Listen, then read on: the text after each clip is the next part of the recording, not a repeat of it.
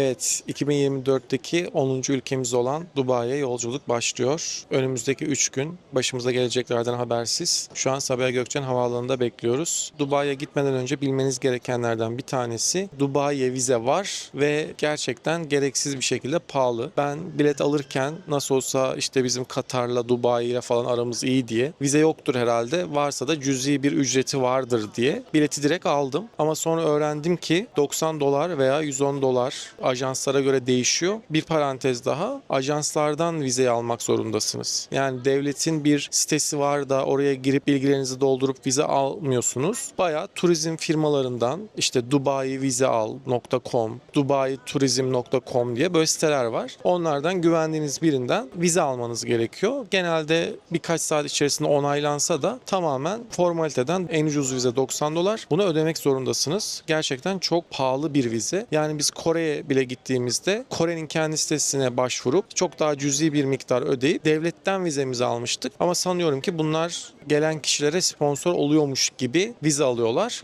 Bu kesinlikle aklınızda olsun. Dubai'ye vize için bu kadar para vermeye değer mi? Kafada ayrı bir soru işareti. Ama biz bir kere bir yola çıktık. O nedenle almak zorunda kaldık.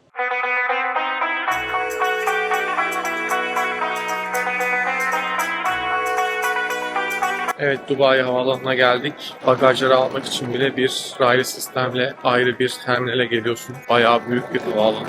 Biz araç kiraladık şehir merkezine otele gitmek için. Çünkü taksi buradan yaklaşık 1000 liradan fazla tutuyor zaten. 3 gün Avis'ten araç kiralama 2600 lira.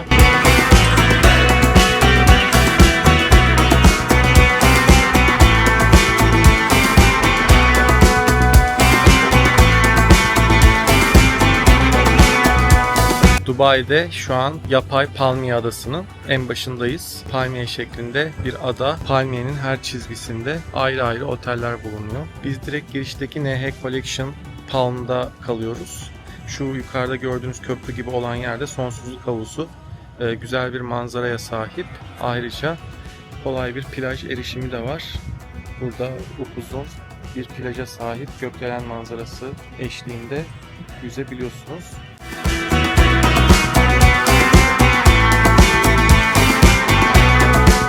Havalimanından gelirken Google Maps kullanmıştık ve burada çok fazla yol olduğu ve nereden nereye geçileceği çok belli olmadığı için biraz yolu karıştırdık zaten.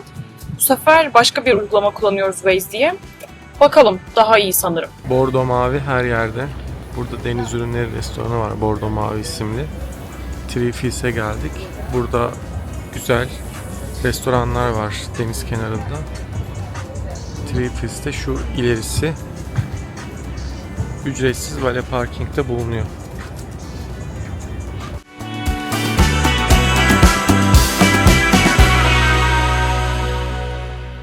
Three Fills restoranı deneyimledik. Burası gerçekten zaten aldığı kalite ödülleriyle de kendini belli ediyor. Hem Michelin yıldızlı hem de Orta Doğu'nun en iyi 50 restoranından bir tanesi. Biz deniz yosun salatası, tempura ve trüf mantarlı burger denedik. Hepsi birbirinden güzeldi. Özellikle hamburgeri efsane. Ayrıca çok güzel alkolsüz kokteyller de bulunuyor. De Dubai'ye geldiğinizde kesinlikle burayı deneyimlemenizi tavsiye ederim.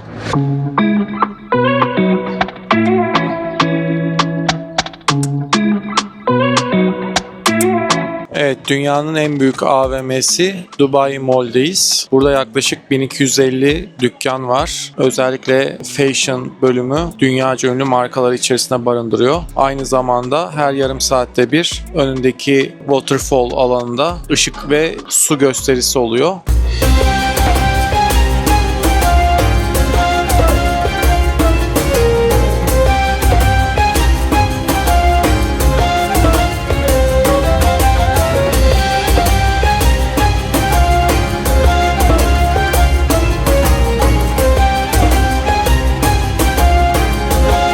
Burj Khalifa önündeyiz. Dünyanın en büyük binası Dubai Mall'un hemen yanında bulunuyor. 828 metre yüksekliğe sahip bu dünyanın en uzun binası 163 kattan oluşuyor. Ayrıca her yarım saatte bir burada ışık ve su şovu da oluyor. Dubai Mall'de hem dünyanın en büyük AVM'si hem de 2023'te dünyada en çok ziyaret edilen yer olma unvanını taşıyor. Çok çarpıcı bir istatistik. Genel olarak Dubai Türkiye'ye göre pahalı. Yani Türkiye'den pahalı olan nadir ülkelerden birine gelmiş olduk. Avrupa'da örneğin 100 euroya yani yaklaşık 3500-4000 liraya aldığınız şeyler burada 8000 lira. Türkiye'de de 8500 lira falan. Yani dolayısıyla Dubai'ye alışveriş yapmak için gelmenizi pek tavsiye etmem. Size şu an Time Out Market Dubai'den sesleniyoruz. Eğer Lisbon vlogumuzu izlediyseniz orada da Time Out Market'ı hatırlayabilirsiniz. Etrafta böyle farklı dünya mutfaklarından büfelerin, restoranların olduğu ve orta alanda bu aldıklarınızı oturup yiyebildiğiniz bir alanı olan bir markettı. Ve bu market aslında Dubai'de olduğu gibi Barcelona'da, onun dışında New York'ta, Porto'da birçok şehirde varmış. pek çok şehirde Hepsini varmış.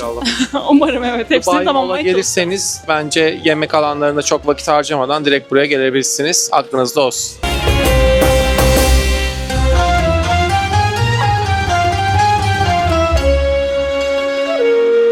Dubai Mall'de çok büyük bir Chinatown bulunuyor. Çin markalarının toplandığı ve Çin restoranlarının olduğu bu katta güzel fotoğraf çekilmek için uğranılabilir.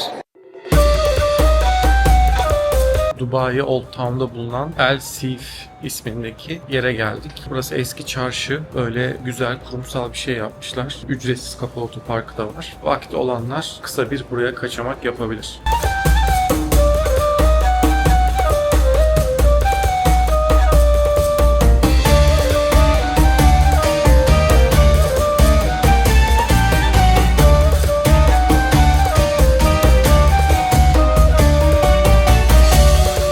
Evet, Dubai El Seaf bölgesindeyiz. Burası tarihi çarşıyı andıran ama aslında tarihi olmayan bir yer. Sonradan yapılmış lokal bir çarşı havasında imar edilmiş. Bütün Dubai gibi yapay aslında. Deniz kenarında bir alan. Burada lokal kıyafetler satan, parfümler satan ve her turiste gel yapan esnaflar bulunuyor. Ama global kafe zincirlerinin şubeleri ve güzel restoranlar da var. Biz de Wokyo isminde bir noodle bara geldik. Deniz kenarında direkt yere oturarak yemeğinizi yediğiniz ve pencerenin hemen ucunun deniz olduğu çok güzel bir mekan. Sizlere de tavsiye ederim. Burada hizmet sektöründe full Bangladeşliler ve Hindistanlılar çalışıyor. Biz küçük bir bahşiş bırakmıştık. Karşılığında da böyle jestler de yapabiliyorlar. Zaten Dubai'nin genelinde tüm hizmet sektörü Hintli ve Bangladeşlilerde. Hani Hindistan'a mı geldik, Dubai'ye mi geldik anlayamadığımız zamanlarda oldu. Aynı zamanda bu otelin diğerlerinden farkı çok güzel bir roof havuzu var. Sonsuzluk havuzu. Palmiye manzaralı. Çok küçük bir havuz. Millet sadece fotoğraf çekmek için kullanıyor.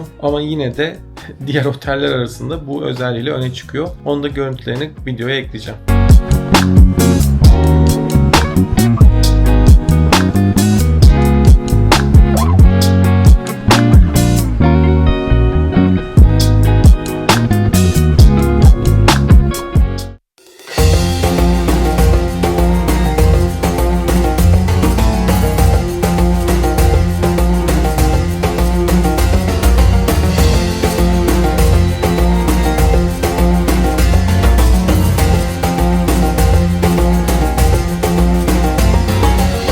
Safari turuna geldik.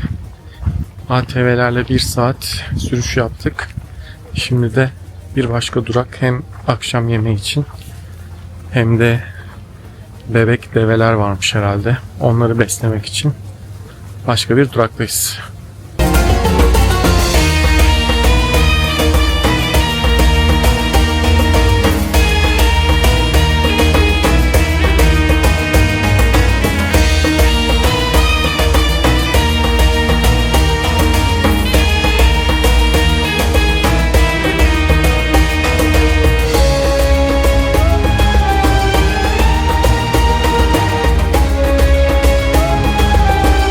Evet, yorucu bir günün sonu. Safariden dönüyoruz. 4'te başlayan safari yolculuğu gece 10'da sona erdi. Biz turu Viator'dan satın aldık.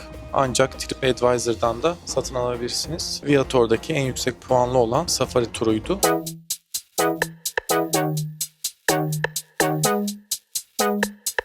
Dubai Gelecek Müzesi'ndeyiz. Burası dünyanın önümüzdeki 50 yılında nasıl bir gelecek bekliyoru tasvir etmek adına yapılmış bir müze. 2022 yılında ziyarete açılmış. 1500 lira gibi bir giriş fiyatı var ve her zaman önünde uzun kuyruklar var. İnternetten bilet alarak daha rahatlıkla girebilirsiniz. Aynı zamanda içerisinde kapalı otopark da bulunuyor. Saati 15 dinar, yani yaklaşık 150 lira. Oraya da arabanızı rahatlıkla park edebiliyorsunuz. 7 kattan oluşan bir bina. Dışarıdan çok estetik ve simge bir mimarisi var. Üzerinde Arapça harfler var. Bunlar Dubai Emiri'nin gelecekle ilgili söylediği sözlermiş. İçerisinde 7 kat bulunuyor. İşte bir katta 2071 yılındaki bir uzay istasyonunu tasvir eden bir kat. Bir katta ekosistemin geleceği, dünyayı nasıl koruruz, ekosistemi nasıl gelecekte koruyabiliriz. Bir katta insan anatomisi, Neuralink veya beynin geleceğini anlatan bir kat gibi ayrı ayrı konseptlerde yaratılmış katlar var. Dubai'de kesinlikle uğranılması gereken yerlerden bir tanesi. Bu müzenin üzerinde Şeyh Muhammed Raşid Maktum'un sözleri olduğunu söylemiştik. Burada da o üzerinde yazan 3 tane sözü ne olduğunu buraya yazmışlar. Birinci sözde diyor ki hayatın yenilenmesi, medeniyetlerin evrimleşmesi ve insanlığın gelişimi aslında kolay. Tek bir yolu var, yani inovasyon diyor. Ve sonrasında ikinci sözde geleceğin onu sadece hayal edenlere ait olduğunu söylüyor. Onu dizayn edenlere ve gerçekleştirenlere, yani bu sizin bekleyebileceğiniz bir şey değil ancak yaratabileceğiniz bir şey diyor. Ve son olarak da biz yüzyıllar boyunca yaşamayacağız ama bizim yaratıcılığımızın ürünleri biz gittikten uzun süre sonra daha kalacak bir miras bırakabilirler diyor.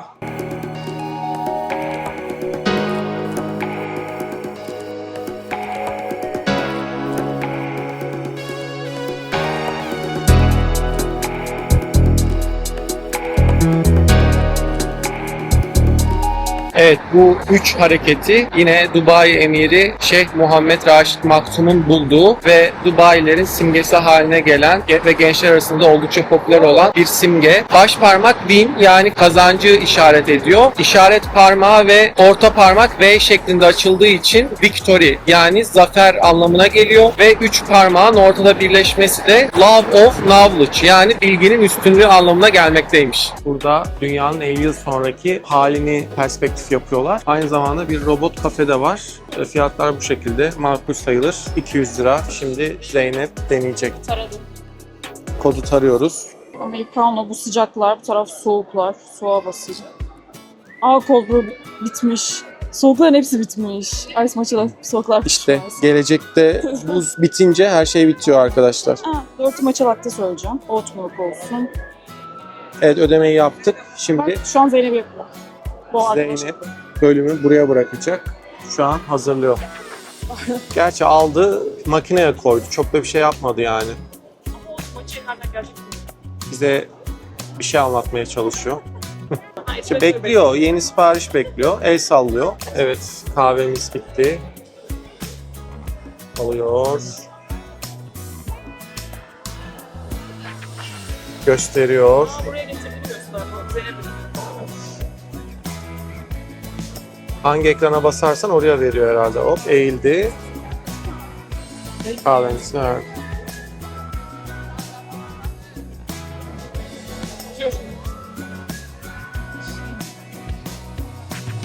Evet, kahvemizi aldık. Ve hesabı. Burada yine 145 dinara, yani yaklaşık 1500 liraya parfümleri kendinize göre şekillendirebiliyorsunuz. Her türlü notadan belli bir oranda karıştırarak 3 tane size parfüm yapıyorlar. Dubai Havaalanı birkaç terminalden oluşuyor. Biz arabayı Terminal 1'de teslim ettik ama bir şey öğrendik. Uçağımız Terminal 2'de. Gelirken Terminal 2'den Terminal 1'e raylı sistemle yolcuları taşıyorlar ama giderken Terminal 1'den Terminal 2'ye mecburen taksiye binmek zorundasınız. 500 lira daha verip sadece Terminal 1'den Terminal 2'ye gideceğiz. Bu da aklınızda olsun. Buna göre önlem alırsınız.